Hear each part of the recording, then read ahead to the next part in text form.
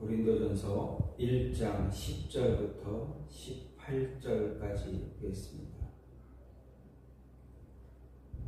고린도전서 1장 10절부터 18절입니다. 형제들아, 내가 주 예수 그리스도의 이름으로 너희를 권하노니 모두가 같은 말을 하고 너희 가운데 분쟁이 없이 같은 마음과 같은 뜻으로 온전히 합하라. 내 형제들아, 근로의 지편으로 너희에 대한 말이 내게 들리니 곧 너희 가운데 분쟁이 있다는 것이라. 내가 이것을 말하거니와 너희가 각각 이르되 나는 바울에게, 나는 아볼로에게, 나는 게바에게, 나는 그리스도에게 속한 자라 한다는 것이니, 그리스도께서 어찌 나뉘었느냐? 바울이 너희를 위하여 십자가에 못 박혔으며 바울의 이름으로 너희가 세례를 받았느냐? 나는 그리스보와 가이오 외에는 너희 중 아무에게도 내가 세례를 베푸지 아니한 것을 감사하노니, 이는 아무도 나의 이름으로 세례를 받았다 말하지 못하게 하려 함이라. 내가 또한 스데바나 집 사람에게 세례를 베풀었고 그 외에는 다른 누구에게 세례를 베풀었는지 알지 못하노라. 그리스도께서 나를 보내심은 세례를 베풀게 하려 하심이 아니요 오직 복음을 전하게 하려 하심이로되, 말의 지혜로 하지 아니함은 그리스도의 십자가가 헛되지 않게 하려 함이라. 십자가의 도가 멸망하는 자에게는 미련한 것이요 구원을 받는 우리에게는 하나님의 능력이라. 아멘. 오늘 말씀 고린도전서 1장 10절부터 18절까지입니다. 고린도전서는 바울이 고린도 교회에 보내는 편지입니다. 하지만 이 편지는 고린도 교인들을 향해 선포하는 바울의 설교다라고 할 수도 있습니다. 아니, 고린도 교인들에게만 주어진 것이 아니라 이 편지를 통해 이 편지를 읽을 때, 전할 때 듣는 모든 사람들, 즉 고린도 교인들을 포함해서 듣는 모든 사람들을 향한 바울의 설교다라는 것입니다. 즉 바울이 지금 저와 여러분에게 전하는 설교라고 할 수가 있습니다. 만약 바울이 고린도에 있었다면 고린도 교인을 향해서 예배 가운데 선포하게 되는 그런 메시지가 되기 때문에 그렇습니다. 바울이 고린도 교회에 편지를 보낸 그 이유는 우리가 잘 알고 있습니다. 무엇이냐 하면 고린도 교회에 일어난 문제들 때문에 그렇습니다. 고린도 교회, 바울이 세운 고린도 교회에 그가 세운 지 얼마 되지 않았지만 그가 없는 동안 이제 문제들이 나타납니다. 나타난 그 문제들을 사람의 입을 통해서, 인편을 통해서 바울이 듣게 되고 속상한 마음에 그들을 다시 하나님 앞에, 바른 복음 앞에 바르게 세우기 위해서 그들을 책망하고 또 훈계하는 내용이 바로 고린도전서, 후서, 고린도서신입니다. 특히 1장부터 4장은 고린도 교회의 분열을 아주 책망합니다. 그 교회가 나뉘어지고 분파별로 하별로 이렇게 나뉘어지는, 분열이 되는 그 모습을 보고 이제 책망하고 다시금 하나가 될 것을 이야기하는 그러한 사실을 기록하고 있습니다. 그래서 오늘 말씀에서, 오늘 본문에서도 10절에서 바울이 이야기하기를 너희 가운데 분쟁이 없이 같은 마음과 같은 뜻으로 온전히 합하라 라고까지 이야기하고 있는 것을 볼 수가 있습니다. 이렇게 바울이 같은 마음, 같은 뜻으로 하나가 되라 라고 하는 것, 분쟁이 일어났던 그 교회를 향해서 더 이상 나뉘어지지 말아라 하는 것입니다. 그런데 고린도 그 교회에 나타난 문제, 이 분파가 나눠진 이유가 무엇이냐, 왜 분파주의에 빠졌느냐, 왜 분열이 됐느냐, 그 속을 들여다보니 어떻게 됩니까? 고린도 교회의 교인들이 나는 누구를 따르는 사람이다, 난 누구의 제자다, 누구의 제자다, 누구의 제자다, 이렇게 이야기하는 것입니다. 그 말씀은 12절에 나는 바울에게, 나는 아볼로에게, 나는 게바에게, 나는 그리스도에게 속한다 라고 이야기하면서 게바파, 바울파, 아볼로파, 그리스도파 이렇게 나눠지고 있는 것을 볼 수가 있게 됩니다. 이렇게 나눠지게 된 이유가 무엇인가 생각해 보면 그 이유는 인간적인 관점에서 자신의 지도자, 자신들을 가르친 그 지도자에 대해서 지나친 집착을 가졌기 때문이다라는 것입니다. 물론 우리는 교인들은 그리스도인은 나보다 먼저 믿은 믿음의 선배들을 오늘 본보기로 롤모델로 삼아 그 롤모델을 통해서 신앙이 성장해야 되는 것 맞습니다.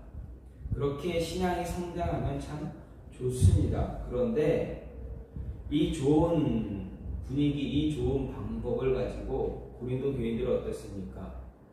너무 그것에 집착하다 보니 그 사람을 자신이 삼은 그 롤모델을 너무 집착하다 보니 어떻게 됩니까? 다른 롤모델, 다른 사람이 다른 사람으로 롤모델 삼고 있는 것을 받아들이지 못합니다. 그러다 보니 자꾸 분열이 일어납니다. 누가 더 뛰어난 제자다? 누가 더 위대한 사람이다? 누가 더 훌륭한 신앙인이다? 누가 더 롤모델로 더 위대한 사람이다? 라고 이야기하는 것입니다. 생각해보면 고린도 그때 교회 고린도 전서를 쓰던 바울이 서신을 쓰던 그때를 보게 되면 바울도 살아있고 게바, 베드로도 살아있습니다. 아볼로도 있습니다. 그들이 고린도 교인들에게 끼친 영향이 굉장히 큽니다. 그러다 보니까 하나님의 예수님의 제자들이다 보니까 다 그렇게 보니까 너무 크다 보니까 그들을 따르는 그 모습이 너무 집착하는 그런 모습으로 나타났다라는 것입니다. 근데 이런 모습이 오늘날에는 없느냐? 오늘날에도 동일하게 나타나는 그런 모습 가운데 하나입니다. 많은 교회들이 이렇게 어떤 롤모델, 어느 목사님을 롤모델로 이렇게 잘 따라가서 성장 잘하다가 어느 순간 갑자기 막 안 좋은 방향으로 나눠지기도 하고 분열도 일어나고 싸움도 일어나는 그런 모습도 있기 때문에 그렇습니다. 어쨌든 바울은 이런 모습을 갖고 있는 고린도 교인들을 향해서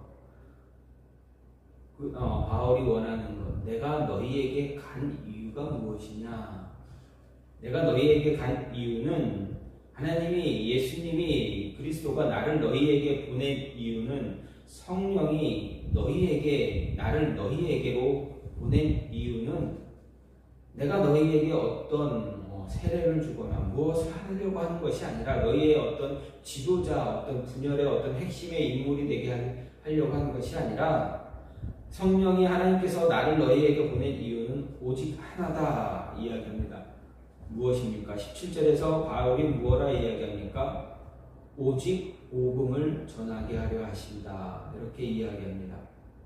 그렇습니다. 바울이 고린도 교회에 간 이유, 거기서 고린도 지역에 가서 복음을 전하고 교회를 세운 이유, 오직 복음을 전하기 위해서입니다. 예수 그리스도의 십자가, 예수 그리스도를 전하기 위해서 고린도 지역에 갔고 그곳에서 복음을 전하고 제자들을 삼고 예수 그리스도 앞에 무릎 꿇은 자들 그들을 모아서 한데 가르치고 교육하고 말씀을 심고 그들을 말씀을 심은 거에서 그들이 자라날 수 있도록 계속 어떤 도움을 주고 그렇게 했었던 모든 것, 아볼로와 함께 했던 그 모든 행동이 다 복음 때문이다라는 것입니다. 그 행동으로 인해서 교회가 세워지고 그 교회가 세워지는 이유 또한 역시 자신들이 떠난 이후에 아직 복음을 받아들이지 아니한 사람들을 향해서 복음을 전하는 것, 그것이 바로 그 이유다라는 것입니다. 그럼 바울은 어떻게 복음을 전했는가? 고린도 지역에서 어떻게 복음을 전했길래 그렇게 빠른 시간 안에 그렇게 훌륭한 성과를 정말 많은 열매를 하나님 앞으로 예수 그리스도 앞으로 사람들을 인도할 수 있었는가 하는 것입니다. 그러면서 바울이 오늘 말씀을 통해서 자신이 어떻게 복음을 전했는가 이야기하고 있는데 특히 17절, 18절을 통해서 그가 이야기하는 것은 자신은 복음을 전할 때 자신의 말의 지혜에 의지하지 않았다라고 합니다. 그렇습니다. 복음을 전할 때는 내 언변, 내 입술, 나의 능력 이것으로 전하는 것이 아니다라는 것을 이야기합니다. 그래서 바울은 17절에서 고린도 교회에 보냄을 받은 이유를 얘기할 때 세례를 베풀게 하는 것이 아니라 복음을 전하게 하는데 말의 지혜로 하지 아니하면 그리스도의 십자가가 헛되지 않게 하려 합니다라고 이야기합니다. 즉 말의 지혜로 자신은 복음을 단 한 번도 전하지 않았다라는 것입니다.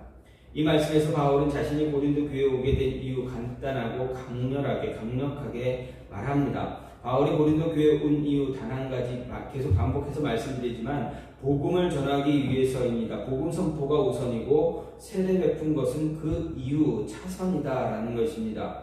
복음 선포가 우선이었던 바울이었기에 세례를 베푸는 것에 많은 힘을 쏟지 않았습니다.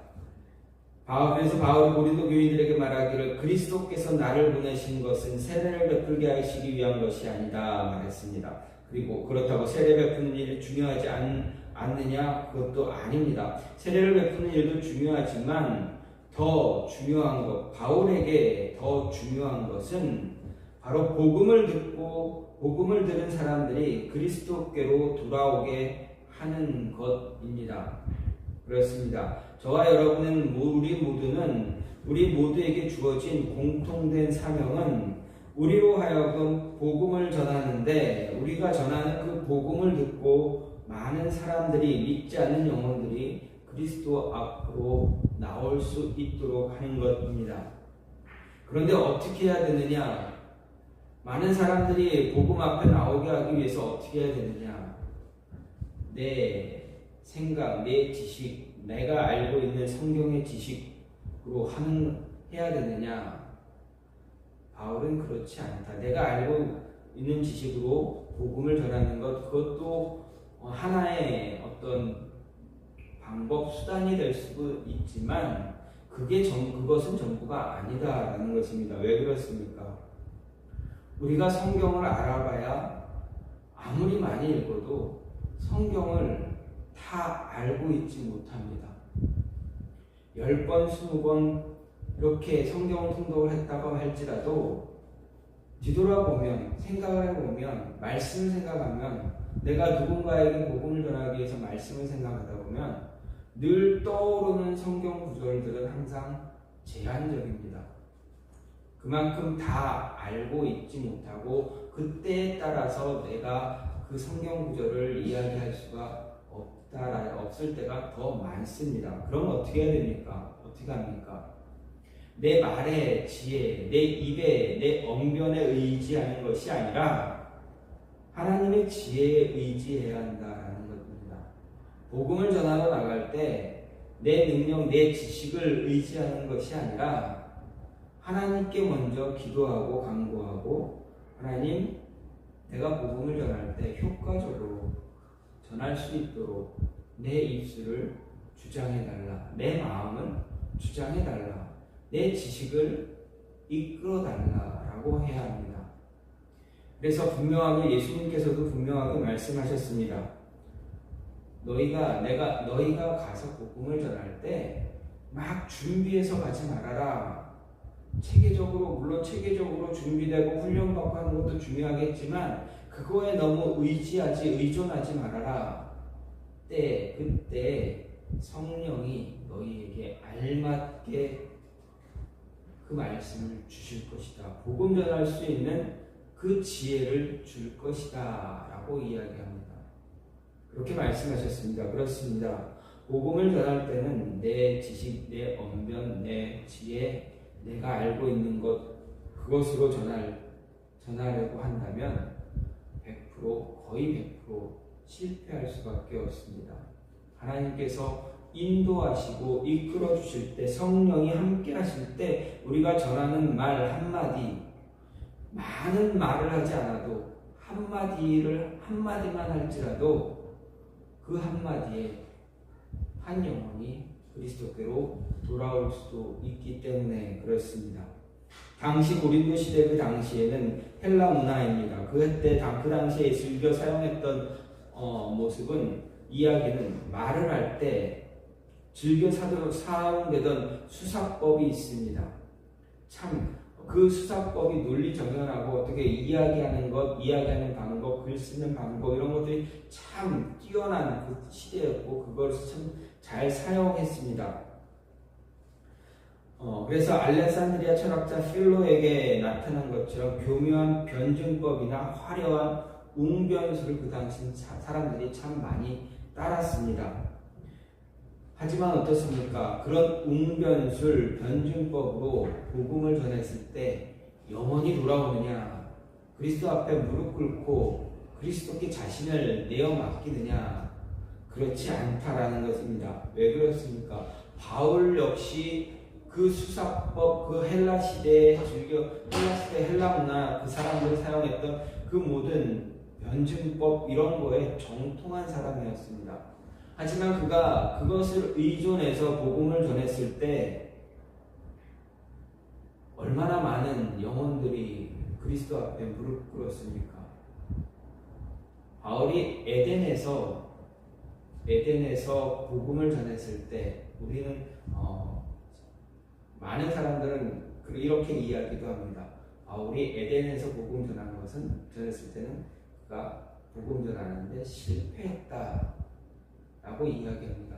근데 복음 전하는 데 있어서는 실패라는 것은 있을 수 없습니다. 왜 거기서 많은 사람들이 이 그리스도 앞에 무릎 꿇지 않았느냐? 에덴에서 어떻게 복음을 전했길래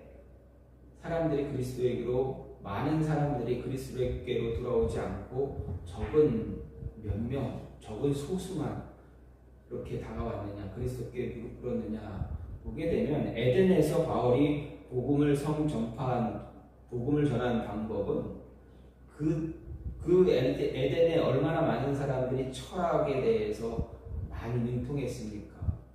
그대로 그들이 원했던 그 모습대로 똑같은 방식으로 복음을 전하다 보니 그들에게 아무 소용이, 아무 감흥이 없었다라는 것입니다. 에덴 사람들이 이야기를 저가 또 다른 무언가, 또 다른 어떤 종교, 또 다른 어떤 이야기를, 위대한 어떤 사람의 이야기를 전하나 보다. 그러니까 쉽게 말하면 어떤 위대한 철학자의 이야기를 저가 배우고 전하는구나 라고만 생각하고 받아들였기 때문에, 복음을 그렇게 받아들였기 때문에, 지식으로 받아들였기 때문에 그리스도 앞에, 예수님 앞에 무릎 꿇은 자가 많지 않았다라는 것입니다. 복음을 전할 때 바울 그 모습을 보고 바울은 그 이후로부터는 절대 자신의 어떤 지혜를 따라서, 언변을 따라서 복음 전하지 않겠다 이야기합니다. 바울이 복음을 전할 때 가장 큰 능력, 그렇게 능력이 크게 일어난 이유는 자신의 언변의 지혜를 따르는 것이 아닙니다. 말의 지혜를 따르는 것이 아닙니다. 성령의 의지에서 성령이 주시는 말씀을 전했을 때 복음이 온전하게 전해졌다라는 것입니다. 그리고 또 한 가지는 어떻습니까? 복음을 전할 때 어떻게 복음을 전하면 됩니까? 십자가가 헛되지 않게 해야 한다라고 바울은 말합니다. 17절 말씀에서도 보면 그리스도의 십자가가 헛되지 않게 하려 합니다. 내가 복음을 전하는데 내가 복음을 내 언변으로 전하지 않은 이유, 내 지식으로 전하지 않은 이유, 십자가가 헛되지 않게 하기 위해서다 이야기합니다. 여기서 십자가가 헛되지 않게 한다는 것은 무엇입니까? 내가 복음을 전함으로 인해서 십자가가 드러나야 되는데, 그리스도가 드러나야 되는데, 그리스도가 드러나지 않고 십자가가 드러나지 않고 내 언변이 드러나면 어떻게 됩니까? 그리스도의 십자가를 가려버리는 모습이 됩니다. 내가 복음을 전하는 행위 때문에, 내가 복음을 전하고 사람들에게 말씀을 전하는 그 행위이기 때문에 그 말씀이 드러나지 않고 내 행동, 내 이야기 이런 것들이 드러나게 된다면 그것은 도리어 하나님의 영광을 가리는, 그 영광을 막는 그런 역할밖에 하지 못한다는 것입니다.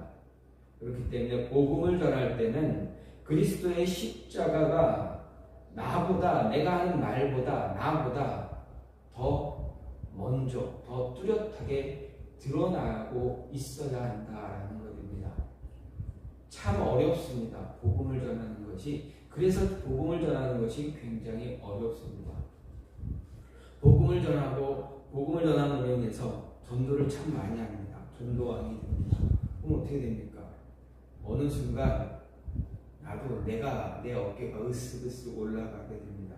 사람들이 나를 높여주고 칭송해주고 이런 말을 하다 보면 어떻게 됩니까? 나도 모르게 어깨가 같이 올라갑니다. 그들의 말 한마디에 내 어깨는 조금씩 올라갑니다. 그러다 보면 누구를 위해서, 무엇을 위해서 복음을 전하는지 잊어버리고 까마득히 지워져 버립니다. 처음에는 예수 그리스도의 십자가만 드러나면 좋겠다. 예수님의 이름이 저 사람의 마음에 들어가기만 하면 좋겠다. 어느 순간이라도 들어가기만 하면 좋겠다. 당장 지금은 아니어도 좀 먼 날이 될지라도 그 복음이 들어가서 저 영혼이 예수님 앞에만 나왔으면 좋겠다라는 처음 가졌던 그 마음은 어느 순간 사라지고, 왜 복음을 안 믿냐, 왜 예수 그리스도를 안 믿냐, 강요하고 막 이렇게 하는 그런 모습도 나타날 수 있기 때문에 그렇습니다.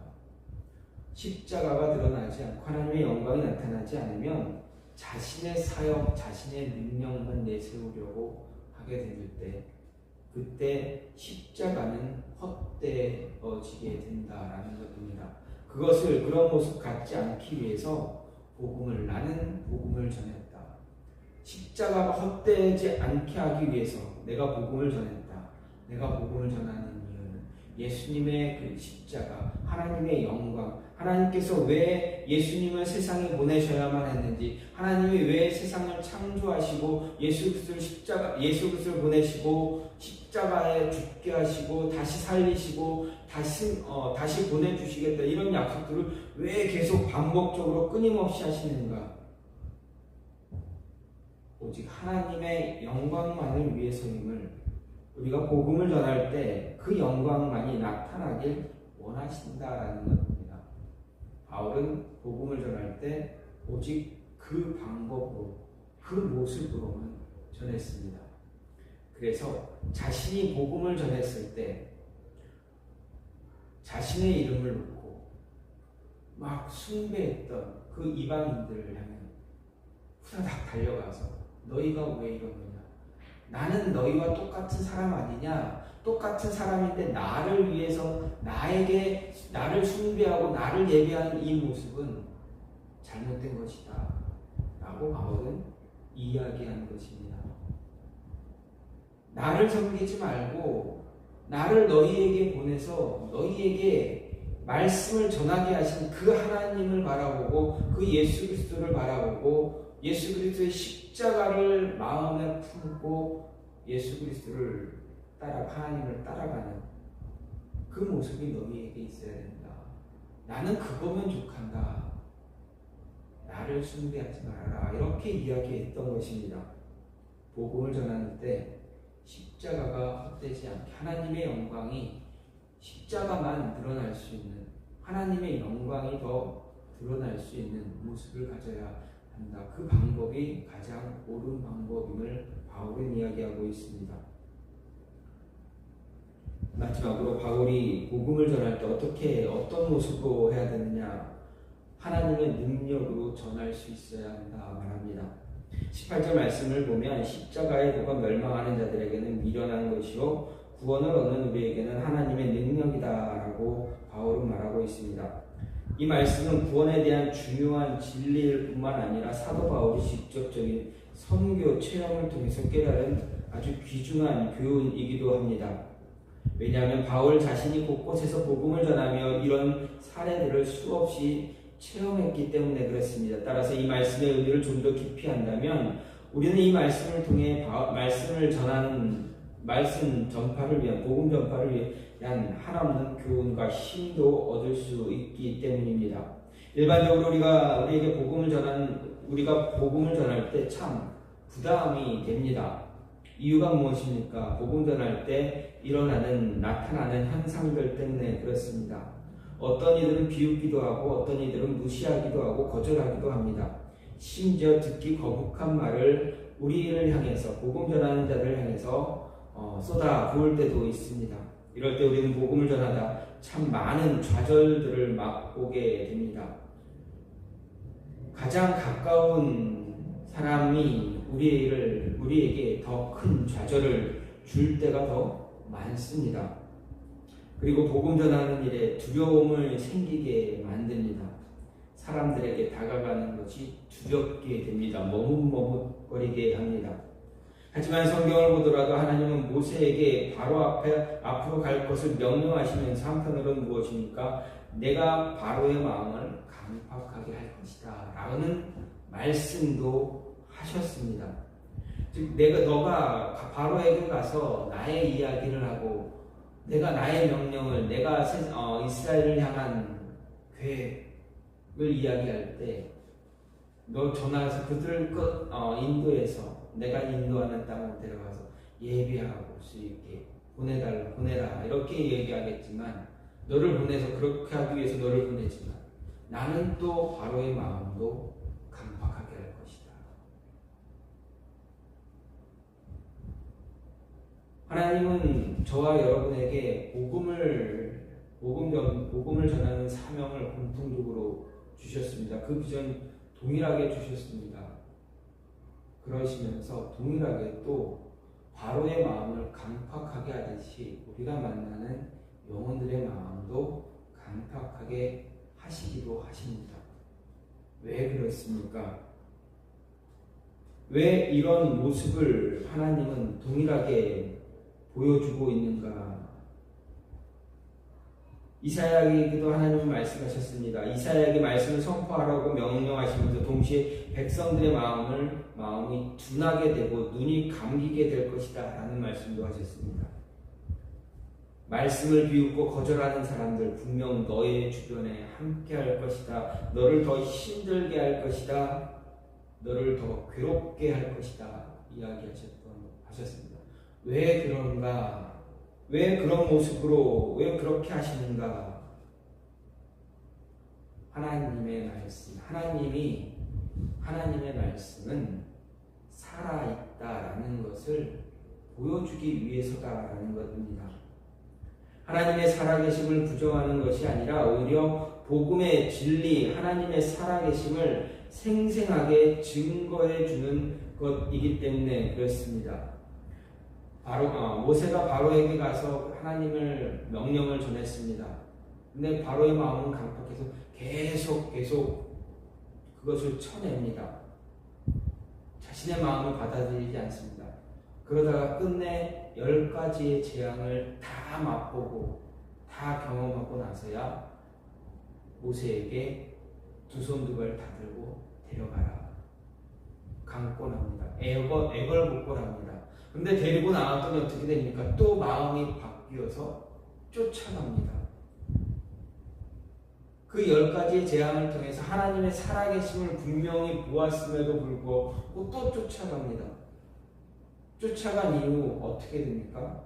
홍해 바다에서 모두 다 수장되어서 물고기의 밥이 되어버립니다. 이 위대한 역사들을 하나님께서 누구를 위해서 이 위대한 사건들을 준비하셨습니까? 바로 이스라엘 백성들입니다. 왜 그랬습니까? 왜 이스라엘 백성들을 위해서 이 위대한 사건들을 준비하셨습니까? 내가 너희의 하나님이다 라는 것을 보여주시고 가르쳐주시기 위해서입니다. 저와 여러분들에게 하나님 이 성경의 말씀을 우리에게 보여주시기 위해서 내가 살아있는 너희의 하나님입니다. 내가 너를 택했고 내가 너를 붙잡고 내가 너를 알고 내가 너를 이끌어 줄 것이고 내가 너의 모든 상황을 다 알고 있고 그러니 나는 살아있는 하나님을 너에게 보여주기 위해서다라는 것입니다. 우리가 복음 전할 때 어렵고 힘든 일들이 있다면 하나님의 살아계심을 내가 복음 전하는 그 순간 그리고 복음 전한 이후에 내가 살아가는 그 삶을 통해서 하나님의 능력이 나타나게 하기 위해서다라는 것입니다. 힘들어도 어려워도 복음을 전하고 말씀대로 살고 하나님이 원하는 모습대로 살아갈 때 나의 삶을 통해서 복음이 더 확실하게 하나님이 살아계심을 더 확실하게 증거하게 하시겠다라는 것. 그 방법으로 복음을 전하라라는 것입니다. 바울이 복음을 전한 방법은 바로 이 모습입니다. 바울이 복음을 전할 때 얼마나 많이 어려웠습니까? 얼마나 많이 고통받고 핍박받고 그랬습니까? 그런데 그 시간 속에서 하나님의 영광, 하나님의 이름만 얼마나 드높고 얼마나 뚜렷하게 드러났습니까? 바울은 그것을 이야기하는 것입니다. 복음 전할 때 너희는 이렇게 전하라 이야기합니다. 따라서 저와 여러분도 복음 전할 때 하나님의 능력으로 전할 수 있는 그런 모습이 있기를 간절히 소망합니다. 바울은 고린도 교인들에게 복음을 내가 너희들에게 간 이유는 다른 것을 하기 위해서 간 것이 아니라 복음, 예수 그리스도의 이름, 예수 그리스도의 십자가를 전하기 위해서다. 내 능력, 내 언변으로 하는 것이 아니라 하나님의 지혜로 했다. 그리고 그리스도의 십자가를 드러내기 위해서 했다. 하나님의 능력이 나타나게 하기 위해서 했다라고 이야기합니다. 그 모습으로 했으니 너희도 그렇게 하라. 우리에게도 너희도 그렇게 하라 이야기합니다. 이런 모습으로 우리에게 주신 사명, 우리에게 주신 공통된 비전이 복음 전하는 것, 잘 전함으로 인해서 하나님의 예수 그리스도의 십자가가 더 뛰어나게 드러날 수 있는 모습이 있기를 간절히 소망합니다. 이 시간 같이 기도하기 원하는데 하나님, 나의 삶